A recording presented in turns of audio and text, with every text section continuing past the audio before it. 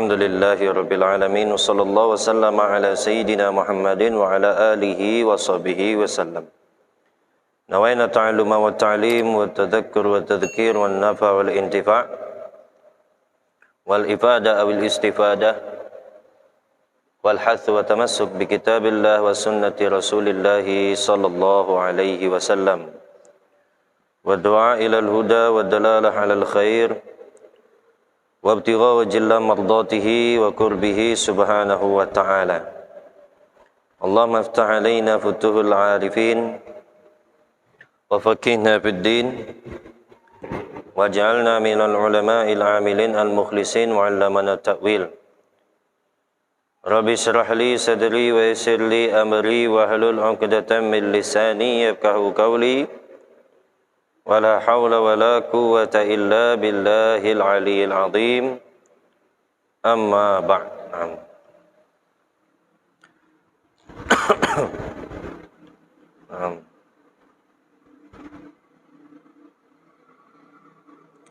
Melanjutkan daripada pembahasan apa kita? Terakhir pembahasan kita itu sampai di masih dalam perkara yang membatalkan salat, sudah di bahagian yang kedua yaitu masalah pergerakan. Nah, kemarin sudah kita bahas panjang lebar, ya. Ada yang namanya gerakan besar dan ada namanya gerakan kecil kemarin kan.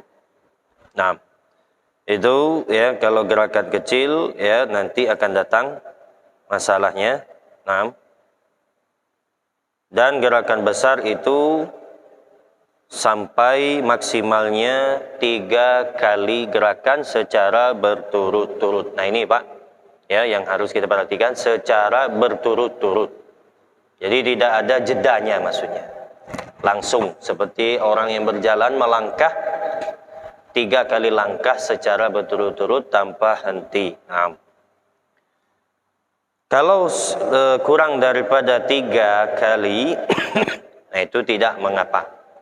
Sekalipun berturut-turut, misalnya 2 kali, 2 langkah secara berturut-turut, nah itu tidak masalah. Ya, tidak masalah. Jadi melanjut daripada pembahasan kita di minggu yang lalu, itu sampailah masih dalam pembahasan pergerakan. Bagian yang ketiga, al-harakatul katsiratu mutawalliyatu. Nah ini katanya. Qala muallif al-harakatul katsiratul mutawalliyatu. Banyak bergerak ya secara berurutan. Tubtilu sholata illa fi 4 halatin fala tubtil. Itu batal solatnya kecuali pada 4 keadaan. Nah, apa saja yang tidak membatalkan tersebut? Yang pertama, idza kanatil harakatu bil a'dha'il khafifah. Nah, apabila ya yang bergerak tersebut anggota kecil. Nah, itu kemarin kita sudah sampaikan itu. Nah, ya. Contoh maksud daripada anggota yang kecil wahiyya majmu'atun fi qawli ba'dihim, yang mana sudah dikumpulkan, sudah disusun ya sebagian ulama, fasyafatatun wal udhunu wal lisanu. Gerakan bibir, gerakan telinga dan gerakan lidah. Nah, itu gerakan kecil, anggota kecil. Jadi gerakan itu tidak membatalkan salat sekalipun banyak berkali-kali gerakannya. Nah, kita baca kan gerak itu. Nah, telinga mungkin ada kan yang bisa gerak-gerak telinga itu ya tidak masalah. Ya, lidah gitu juga sama, tidak masalah. Masya Allah. Wa dzakarun wal jufnu wal bananu. Masya Allah. Wa dzakaru dan kemaluan, gerakan kemaluan, masalah. Wal jafnu dan kulit mata, ya.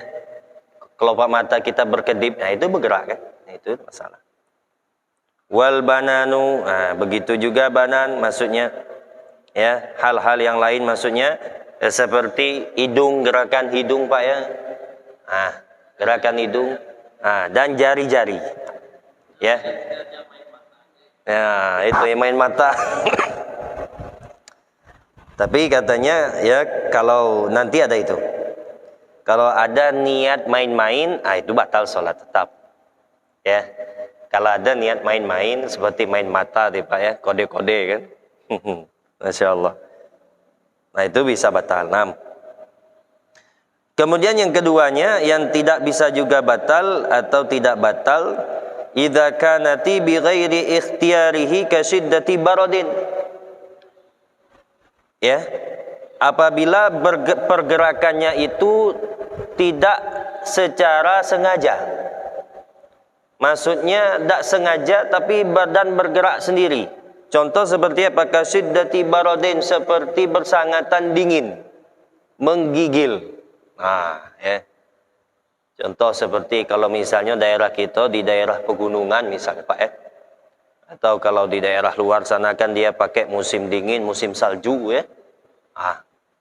Pasti ketika pas subuh Allahu Akbar ya, menggigil. Ya. Itu tidak batal, tidak masalah. Karena itu ya, tidak secara paksa. Maksudnya itu ya tidak secara disengaja. Ya. Memang secara bawaan refleks daripada suasana ya, cuaca ya kita menggigil. Ya, tidak masalah. Nah, tidak bisa tidak membatalkan sholat. Nah. Kemudian yang ketiga, idza kana mubtalan bijarabin wa lam yaqdir 'ala sabri 'anil haqq. Apabila terkena sesuatu yang gatal, walam yaqdir 'ala sabri 'anil haqq, dan tidak mampu menahan diri untuk menggaruknya. Secara refleks tahu-tahu ya Allah, nah sudah. Ya. Kadang kalau misalnya di bahu belakang nih Pak ya, kadang. Secara refleks ya, badan kita bergerak sendiri. Gatalnya tadi tiba nyengitnya kalau bahasa gitu kan. Tiba nyengitnya ya Allah. Ya tahan akhirnya ya basik lah itu. Secara refleks ada terkontrol lagi ya, akhirnya bergerak sendiri badan atau tangan atau apa kan. Itu tidak masalah juga. Nah, tidak masalah. Tapi kalau yang mampu kita lakukan seperti yang kita contoh di minggu yang lalu ya, kalau yang mampu kita jangkau tidak masalah. Kita gerak sedikit, contoh seperti pipi kena gigit nyamuk, kita cukup gini aja ya, angkat lengan sebentar, dah cukup jari-jari aja yang bergerak, jangan gini ya. Cukup jari-jari aja, itu tidak apa-apa, tidak masalah. Nah, bahkan sekalipun refleks tadi ya, kalau refleks tadi tanpa disadari tidak apa-apa juga. Nah, itu tidak sampai membatalkan sholat. Kemudian yang keempat, yang terakhir, idza kanat fi sholati syiddatil khauf. Ini jelas kemarin sudah kita terangkan, apabila di sholat ya, sholat syiddatul khauf artinya sholat bersangatan takut. Ya, contoh kemarin kalau pada zaman Rasulullah ketika perang, dan misalnya kalau di kita sekarang bisa jadi misalnya rumah kebakaran atau gempa atau apapun itu ya, akhirnya dia keluar berjalan berlari. Nah, itu tidak apa-apa juga, dimaafkan dan diuzurkan. Itu yang 4 gambaran yang mana ya, pergerakan tersebut tidak sampai membatalkan sholat. Selebih daripada itu ya, semuanya itu bisa membatalkan sholat, asal jangan ya 2 kali gerakan besar. Nah, itu tidak juga membatalkan sholat. Kalau sudah lebih daripada 3 atau sampai 3 pergerakan besar secara berturut-turut, nah itu ya bisa membatalkan sholat sebagaimana sudah ditetapkan. Nah, oke, habis sudah masalah pergerakan. Mungkin sebelum kita masuk ke pembahasan bab yang ketiga, ialah masalah makan lagi. Nah, ini bisa juga ya. Mungkin ada pertanyaan masalah pergerakan sebelum kita masuk ke bab baru ya, Pak Haji.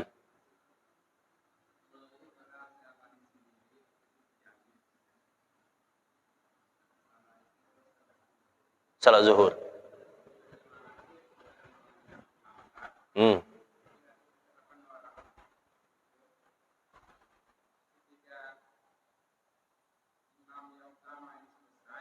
Yep.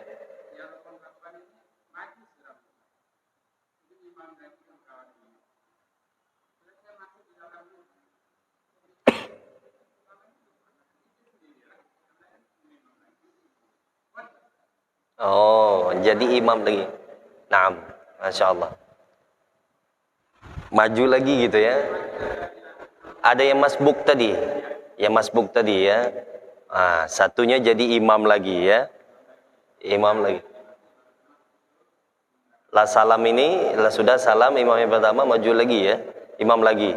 Masya Allah, bikin imam lagi ya. Naam, taib. Kalau pada cara hukumnya, hukum dasar tidak masalah. Ya, asalkan si imam yang pertama sudah salam. Ya, sudah salam. Ya, pada hukum dasarnya tidak masalah.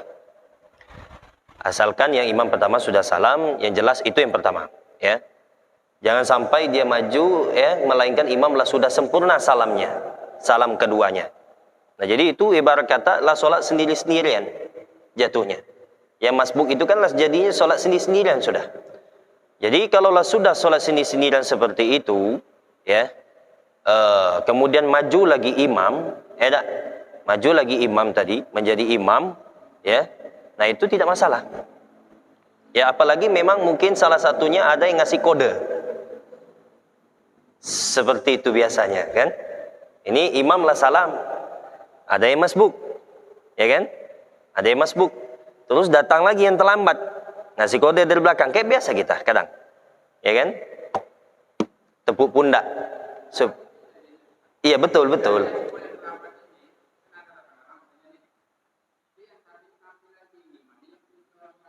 Iya, betul itu. Iya, benar. Taulah itu tadi, ya. Itu nanti kalau misal ada yang seperti itu lebih tidak masalah. Kalau yang itu aja tidak masalah juga sebenarnya. Yang sisa tadi kan, yang ada itu tadi, ya, tidak masalah juga. Naam, secara hukum dasarnya karena dialah sendiri-sendirian, tidak ada lagi mengimami. Jadi kalau ada yang maju, ya, melanjutkan imam lagi menjadi jamaah yang kedua, tidak masalah. Naam, tidak masalah. Cuman,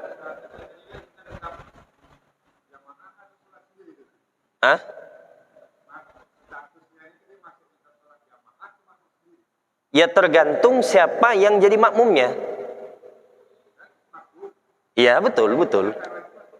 Iya, betul. Iya. Jadi tergantung siapa yang mau ikut. Tergantung siapa yang mau ikut. Tidak masalah. Ya. Contoh misal kita apa? Ya. Lah sudah sholat duluan. Nih ya, lah sudah sholat duluan, ya kan? Tahu-tahu ada orang terlambat, dia lah bikin jamaah sudah, baru datang bikin jamaah, tapi jauh di pojok, kita di situ, tapi kita ngelihat itu jamaah, kita niat bermakmum ikut jamaah itu boleh,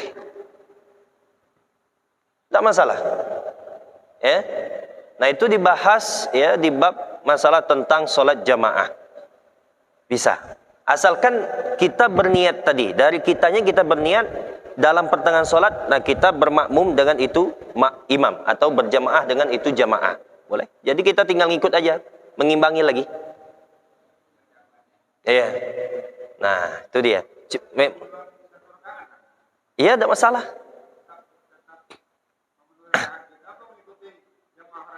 Mengikuti itu. Oh, kita sudah dapat satu rakaat. Iya. Iya. Iya. Oh, naam. Kita lebih dahulu tadi ya. Lebih dahulu tadi ya. Jadi satu rakaat tadi ya. Nah, iya. Naam, sahih. Itu dia tidak bisa. Sahih. Karena mendahului rakaatnya. Nah, mendahului rakaatnya, sahih. Naam. Jadi pada adatnya kalau yang seperti sama-sama tadi, itu bisa. Nah, itu bisa. Ya. Maksudnya kalau yang hampir, maksudnya sama-sama mulai. Ini kan kita biasa kan kadang tuh. Kita bermulai juga di situ. Tapi kita beda jarak sedikit saja. Beda mulainya saja. Tapi masih terkejar sama-sama satu rakaat. Ah, ini yang boleh. Tapi kalau lah dahulu kita satu rakaat, itu tidak bisa. Ya, itu tidak bisa. Kita kan lah dahulu kadang itu kan, sholat sendirian, Allahu Akbar. Tahu-tahu semenit kemudian datang orang ngikut jamaah, dia bikin jamaah. Ya, kita mau ikut boleh. Karena masih sama dalam satu rakaat. Tapi kalau kita lah dahulu satu rakaat, itu tidak bisa. Karena nanti pas di tahiyat akhirnya kita itu tidak bisa kage akhirnya kita kalau tetap ngikut itu jadi 5 rakaat. Iya. Nah, sahih. Baik. Ada lagi, Pak?